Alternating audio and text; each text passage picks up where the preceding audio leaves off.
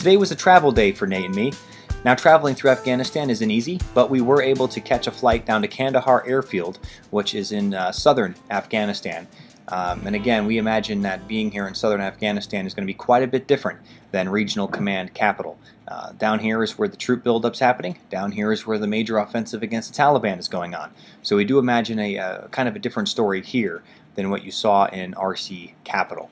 When we first got here, we had a little bit of trouble finding a place to get some decent enough internet where we can upload our daily blogs and vlogs, but big thanks to the 451st Public Affairs folks, Air Force Public Affairs folks, who hooked us up with their little abode here and got us some internet. Again, internet and sleep is about the only things that Nate and I truly require on this 30-day journey. Also, I want to thank the more than 800 people who participated in this week's poll. Every time we move to a new regional command, we'll be updating that weekly poll, so please look for that. This week's poll question was a controversial topic. It involves the use of body armor.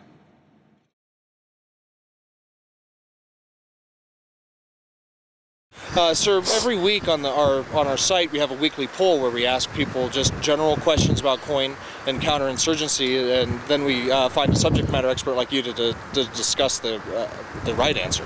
So this week's weekly poll is: if you were to attend a shura with village elders to talk about local hardships and needs, would you wear body armor? And sir, do you?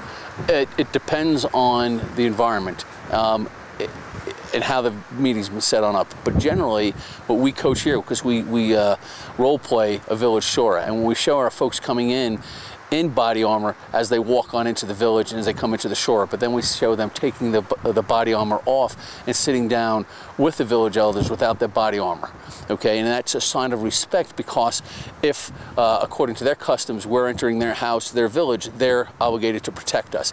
But you know, it depends upon the situation. It really does. It depends upon why you're having that shura. It depends on what you're trying to do, how well you know them, how well they trust you. But generally speaking, if you're going to engage with them, you have to trust them, and you have to demonstrate that trust, and removing body armor is a key way to do that, absolutely. Now, unfortunately, I don't have time to show you all the video I shoot and through all the experiences that we have. There's just not enough time in the day to cut it up and get it up on the web. But right now, with this being a travel day, I want to take this opportunity to kind of reflect on what we saw in RC Capital. And what I'm going to do is show you some of the people I didn't have a chance to showcase in the previous vlogs, as well as some interesting outtakes. Alright, we just arrived at Camp Julian, and we took MoveCon, which is movement control. And if it wasn't for folks like these guys right here, there's no way you can get around the city of Kabul. They know what they're doing, they know their stuff, and they know the city. As you'll see in the video, it's not easy getting around. You got all kinds of traffic circles and all kinds of pedestrians walking through, and their job is to get us safely through the city. And if you can just introduce yourself and where you're from. I'm Master Corporal Missy Whitegrass. I'm from 18th Air Defense Regiment, Royal Canadian Artillery in Canada, Lethbridge, Alberta. Is there anything you want to say to your family back home? Hi Mom, hi Desi, hi my regiment. And we have... I'm PFC Holloway. I'm originally from Heidelberg, Germany, and I'm stationed in Heidelberg, Germany with 5th Corps. Not much else to say. Just want to say hi to my wife Stephanie and my mom and dad. All right. Hey, thanks a lot for the ride. Appreciate what you guys do. Thank you. And cut.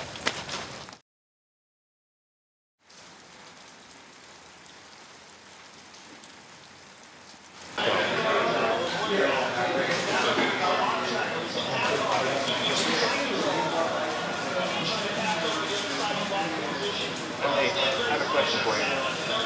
Do you really think you're going to eat all of that? I don't think I will. I know I will, because it's really, really good. I guess we'll have to see.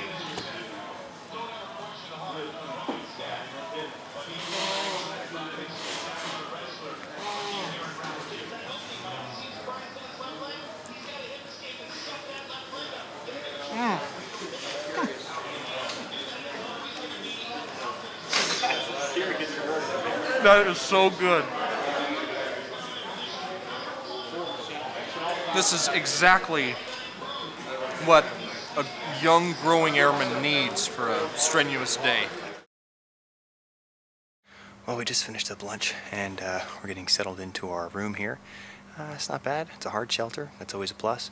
And in a little while we're going to meet up with some of the folks from the Counterinsurgency Training School and chat with them for a little while. Let me show you our sweet establishment.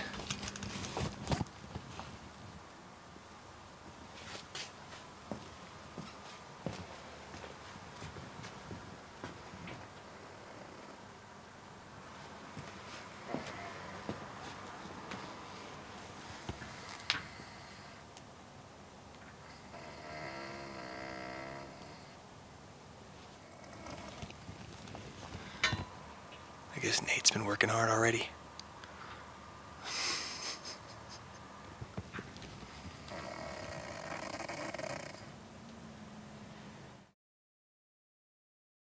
We just wrapped up our interview with Mohammed and Monajat, and it was an eye-opening experience, and I hope you guys enjoy the perspective from two young Afghan college students. And right now, they are setting up the table for some lunch. As you can see, this is some wonderful Afghan food. If you ever find some Afghan food, grab it up because it tastes great. That's what I'm about to do right now. So Nate, tell me a little bit about that meal. This meal is the same as all meals in Afghanistan. It is absolutely delicious.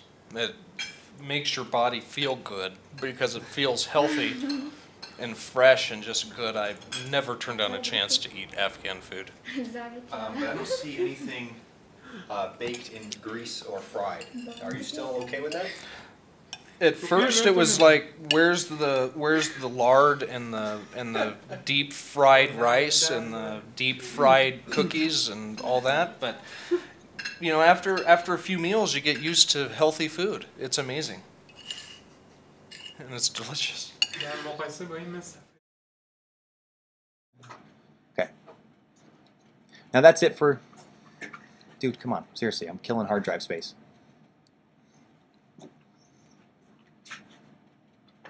This is what I have to deal with. This. Alright. That's it for today. Tomorrow Nate and I are going to poke around the base and see if we can find some interesting people that you'll have a chance to meet right here, as well as maybe get into some other areas in southern Afghanistan and show you some other bases. Join us tomorrow as we continue 30 days through Afghanistan.